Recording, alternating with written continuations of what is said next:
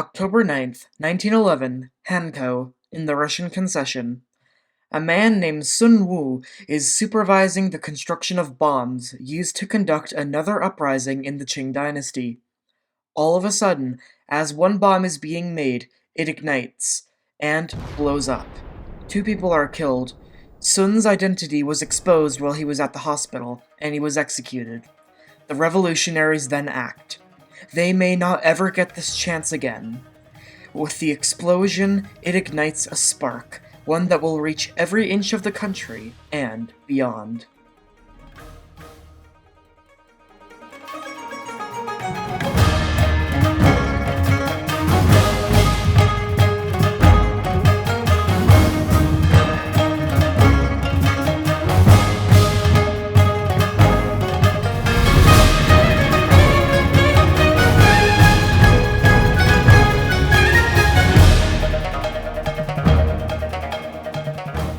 In the last episode, we talked about how several rebellions were building up.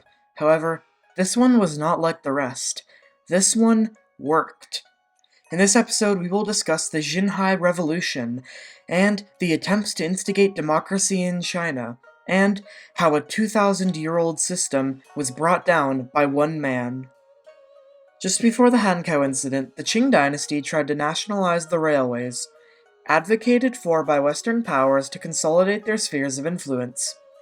This was met with stiff resistance from locals and the creation of the Railway Protection Movement.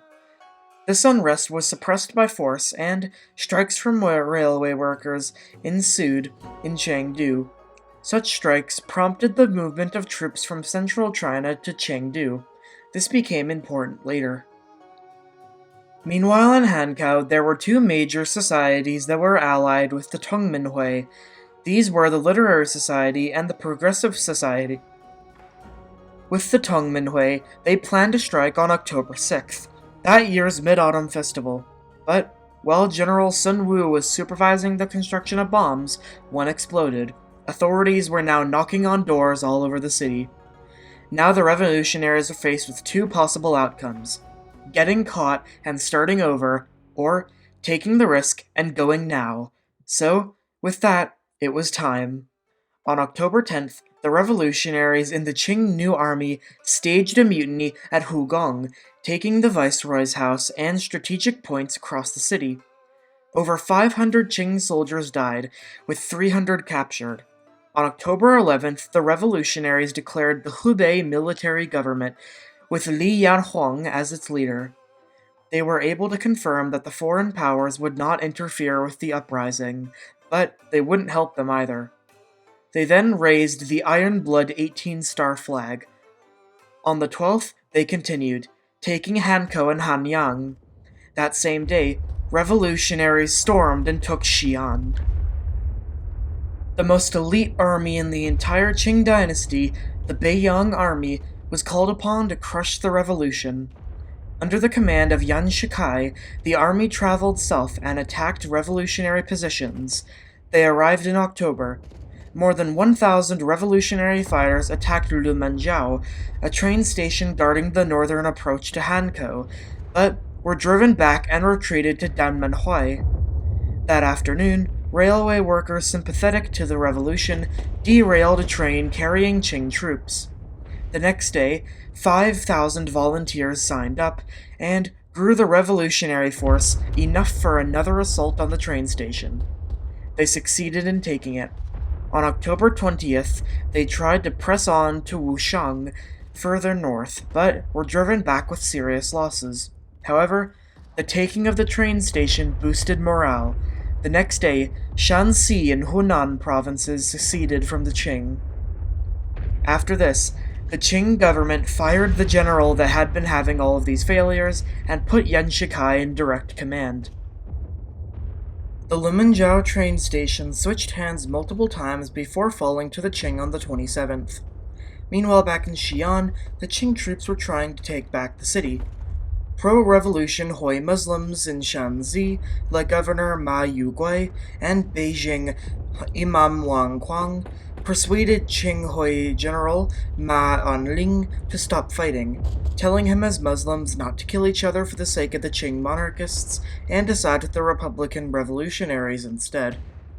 On the 28th, Huang Jing and Song Zhuren arrived from Shanghai to support the revolutionaries, with Huang bringing more than 1,000 more troops to support the revolutionaries in Hankou. By now, most of central China was under revolutionary control. That same day, Changsha fell. On the 30th, the Qing ordered the bombarding of Hankou, causing a fire that would last for days. By November 1st, Hankou was fully back in Qing control. As well as that, Yunnan declared loyalty to the Tongminhui, and several soldiers rose up in Guangzhou. That same day, back in Beijing, Puyi, who was the 6-year-old emperor of China's mother, advocated for Yuan Shikai to become prime minister of Qing and to replace the current regent temporarily. So, Yuan Shikai traveled up to Beijing. He then gave command to Huang Jing back in Hankou and brought him reinforcements from Hunan. That same day, Shanghai's Tongminhui rebelled and were supported by police. On the 8th, they took Shanghai and northern Xizang. By now, the forces were on the outskirts of Nanjing, and some parts of the navy had defected. They were besieging the city with their guns now. On November 5th, the governor of Shanghai, Zhu Jing, and Xizang declared independence from the Qing, placing Shanghai and Nanjing in rebel hands. However, Nanjing the next day was then retaken by the Qing.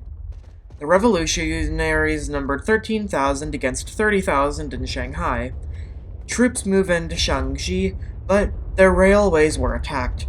On November 8th as well, there was an uprising in the Moulin Pass, not far away from Nanjing. They formed an alliance with the Shanghai military governor and decided to strike together. On the 11th of November, the United Army headquarters was established in Xinjiang. Between November 24th and December 1st, under the command of Xu Xiaozhen, the United Army took Wulongshan. On December 2nd, the Battle of Nanjing commenced, and the same day they took it. But what was our favorite historical character Sun Yat-sen doing all this time?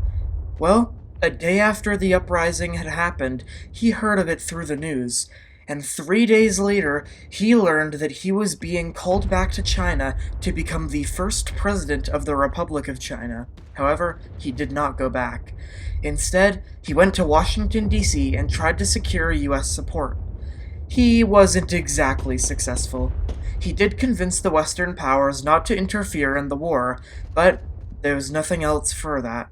So, beaten and kind of tired, he went back to China.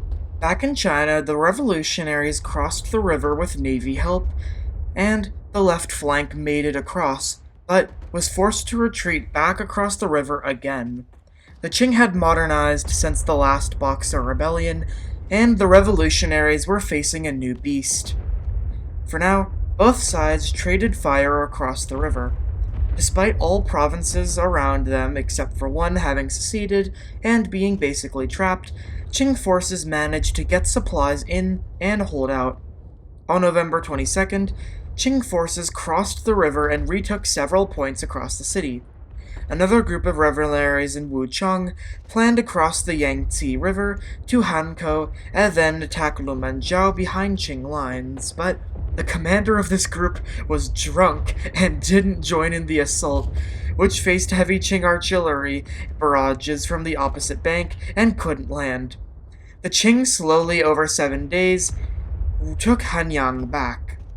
All of the original cities in the uprising were taken back under the rebel capital. But there was one group still fighting, the Wushu Qing. They were a group of women-only fighters that actually continued fighting a guerrilla war in Hankou until the end of the war.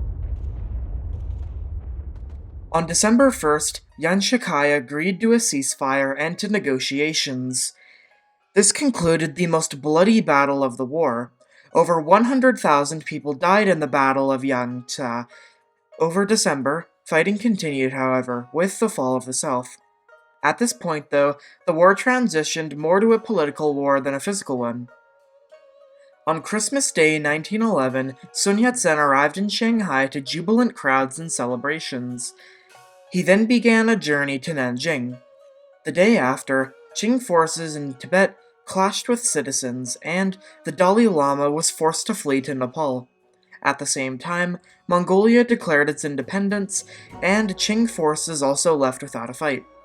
In Nanjing on December 29th, the provisional government overwhelmingly voted Sun Yat-sen as the first president of the Republic of China. Sun never wanted this. He just wanted to see a free China. He never had ambitions to become president. But it made a statement that, under the new rule, a small outcast from a village in southern China was able to become president. He was sworn in on January 1st, 1912, the same day the Republic of China was declared. Sun Yat-sen and Yuan Shikai talked about what would happen. Yuan Shikai was mad that instead of leaving it to a vote on whether China would become a constitutional monarchy or a republic, they jumped the gun and declared a republic. But he came up with a plan.